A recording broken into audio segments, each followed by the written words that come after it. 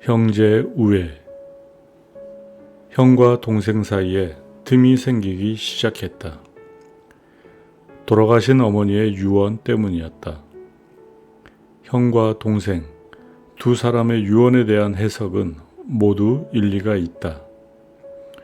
두 사람은 어렸을 때부터 독일, 러시아, 만주, 시베리아 등지를 함께 전전했기 때문에 아주 사이좋은 형제였는데 이 유언 때문에 서로 헐뜯고 반목하여 형제는 원수가 될 지경에 이르렀다. 서로 말도 하지 않고 같은 집에 함께 들어가지도 않을 정도였다. 한 번은 그들이 따로따로 내게 와서 형은 동생을 잃게 되고 동생은 형을 잃게 되었다고 한탄했다.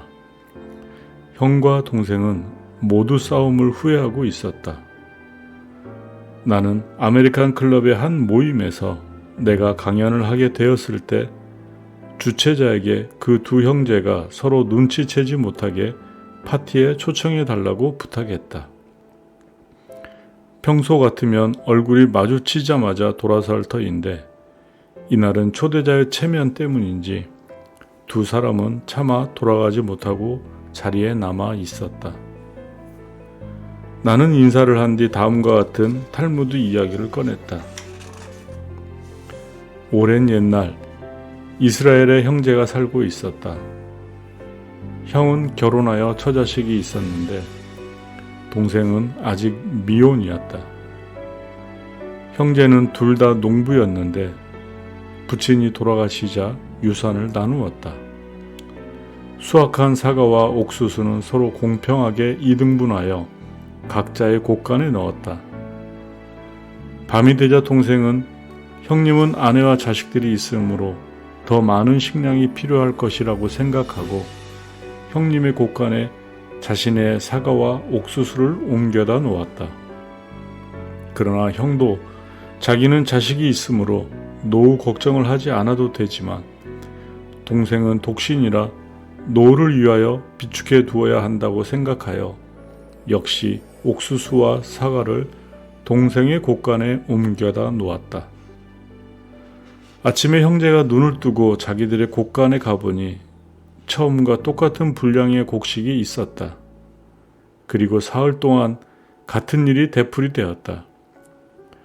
나흘째 되던 날 밤 형제는 서로 상대방의 곳간에 곡식을 옮기다가 마주치고 말았다. 거기서 둘은 서로의 사랑이 얼마나 깊은가를 알게 되었다. 두 사람은 곡식을 내던친 채 끌어안고 울었다. 이 두 형제가 끌어안고 울던 곳이 예루살렘에서 가장 소중한 곳으로 오늘날에도 전해지고 있다. 나는 아메리칸 클럽에서 가족들 간의 사랑이 얼마나 소중한 것인가를 강조했다. 그 결과 이 두 형제의 오랜 반목도 눈처럼 녹아버렸다. 개와 우유. 어떤 집에서 개를 기르고 있었다. 그 개는 가족들의 사랑을 한 몸에 받고 있었다. 특히 아들 중에 하나가 그 개를 매우 귀여워하여 잠잘 때도 침대 아래에서 자게 하는 등 형제처럼 돌보아 주었다. 그런데 어느 날 그 개가 죽었다.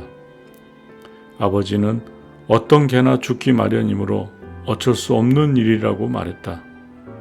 그러나 아들은 자기가 형제처럼 소중히 여겼던 충실한 친구를 잃게 된 것을 몹시 슬퍼하면서 그 개를 집 정원에 묻었으면 좋겠다고 말했다. 물론 개가 인간과 다른 것임을 모르는 바는 아니었으나 그 아들로서는 도저히 개를 다른 곳에 묻을 수가 없었다.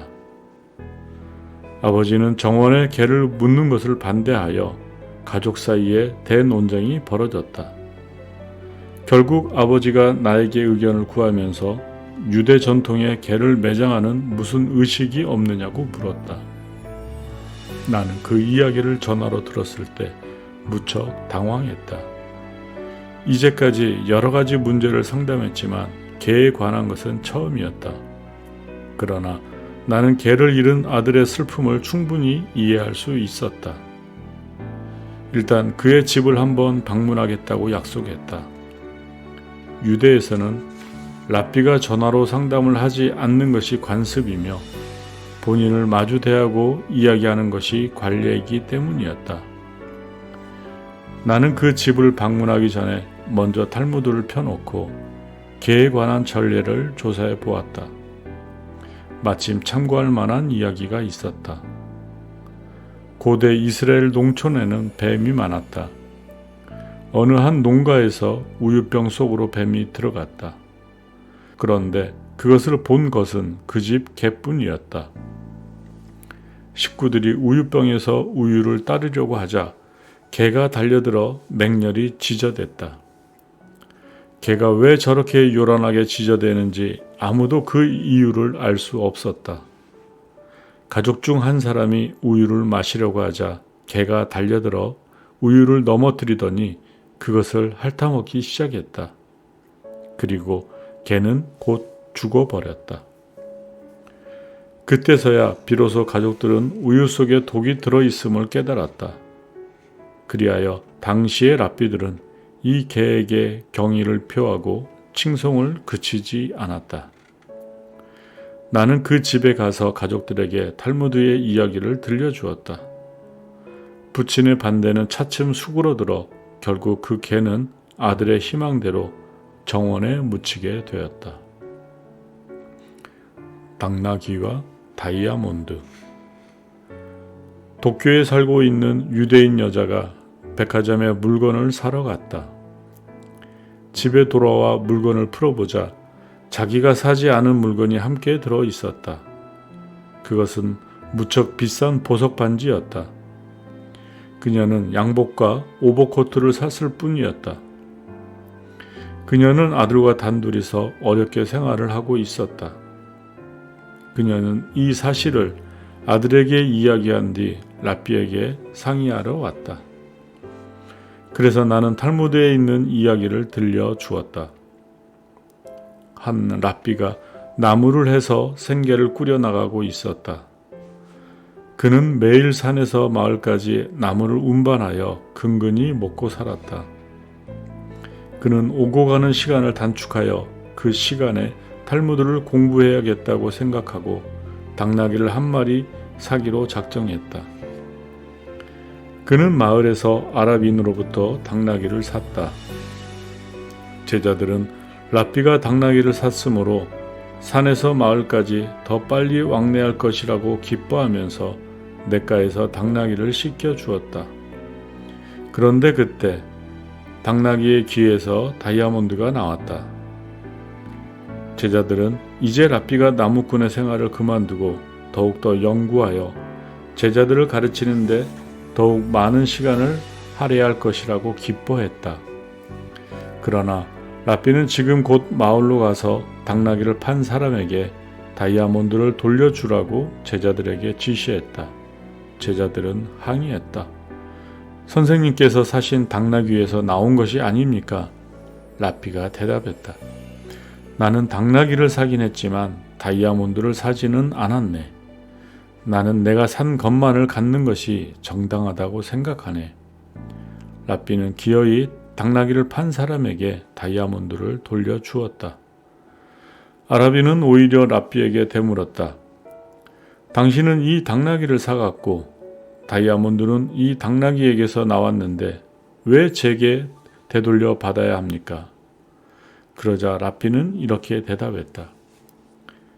유대의 전통에서는 자기가 산 것만을 갖게 되어 있습니다. 그러므로 이것은 당신 것입니다. 그 말을 들은 아랍인 상인은 감탄하여 말했다. 당신들의 신은 훌륭한 신임에 틀림없습니다. 이 이야기를 다 들은 그녀는 그러면 곧 가서 돌려줘야겠는데 무엇라고 하면서 돌려주어야 되겠느냐고 물었다. 그래서 나는 이렇게 대답해 주었다. 그 반지가 백화점 것인지 백화점 판매원 것인지는 알 수 없지만 아무튼 왜 돌려주냐고 묻거든 내가 유대인이기 때문이라고만 대답하십시오. 그리고 꼭 아들을 데리고 가십시오.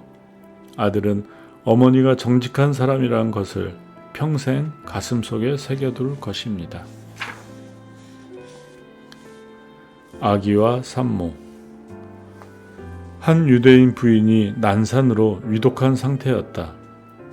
남편의 얘기를 듣고 나는 한밤중에 병원으로 달려갔다.